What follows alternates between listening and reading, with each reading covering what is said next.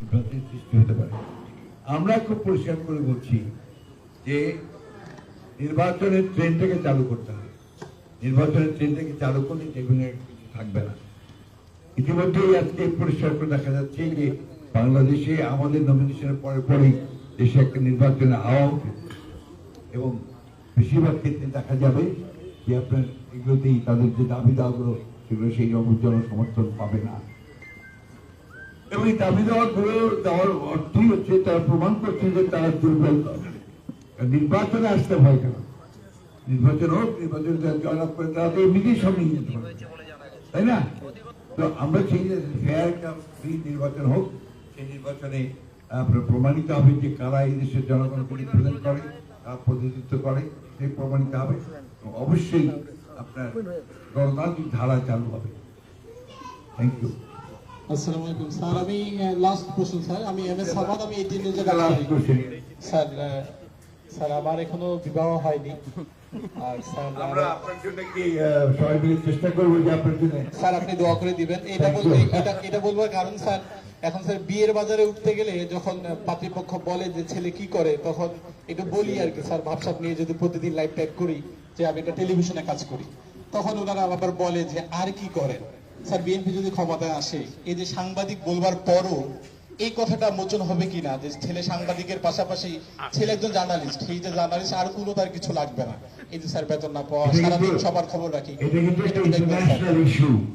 যারা আপনারা সাংবাদিকতা করেন আপনাদেরকে ওই ঝুঁকিগুলো নিতেই হয় আজীবন, আন্তর্জাতিকভাবে সব সময়।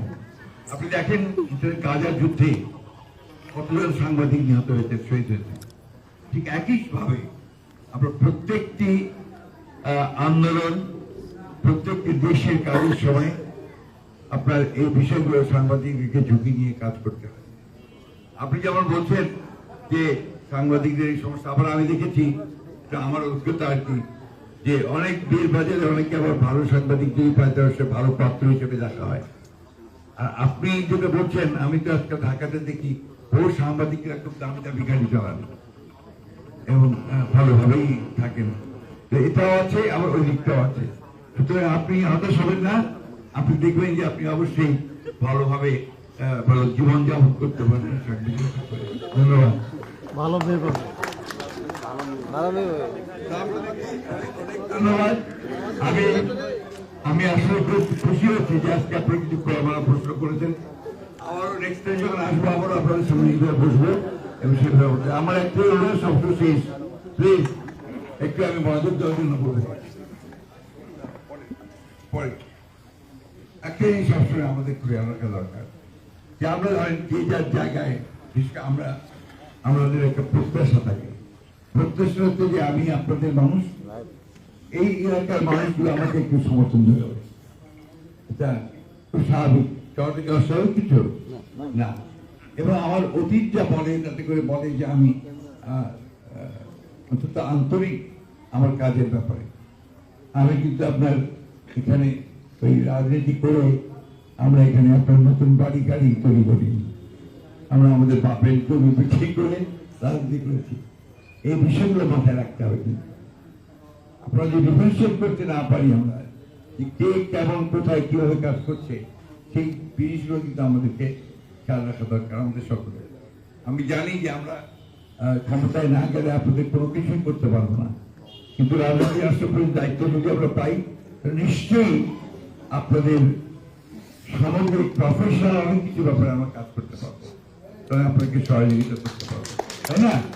আরেকটা বিষয় অনুরোধ করবো, এখানে আমাদের ঠাকুরগাতে লতিফ সাহেব একটা পত্রিকা বাইর করেন, তাই না? সংগ্রামী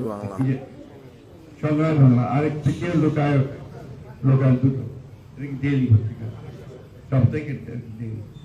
অন্যান্য জায়গায় এক একটা জেলায় দেখি 3-4টা করে ডেইলি পত্রিকা, 5টাও আছে, তার মধ্যে কয়েকটা আমাদের ভালো পত্রিকা, কুষ্টিয়াতে 20টা। এই উদ্যোগটা আমরা এখানে নেওয়ার চেষ্টা করতে পারি যে আমরা এখানে আপনার একটা ভালো পত্রিকা চালানো যায়, কি করে আমাদের এই অভিজ্ঞ মানুষেরা পাই,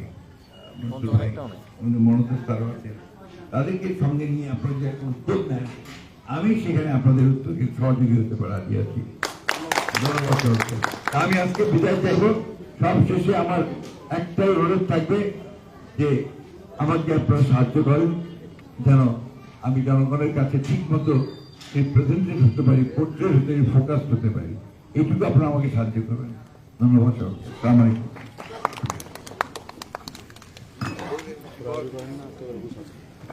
ধন্যবাদ সবাইকে। খুব সুন্দরভাবে আপনারা এখানে সময় দিয়েছেন। এটা আমাদের দলের মহাসচিব মহোদয় আপনাদেরকে সময় দিয়েছেন, আপনারা কথা শুনেছেন। আর আমাদের পক্ষ থেকে আপনাদের জন্য সামান্য একটু ডিনারের ব্যবস্থা আছে, আপনারা সবাই কাইন্ডলি একটু ডিনার করে যাবেন। ধন্যবাদ সবাইকে। আসসালামু আলাইকুম। না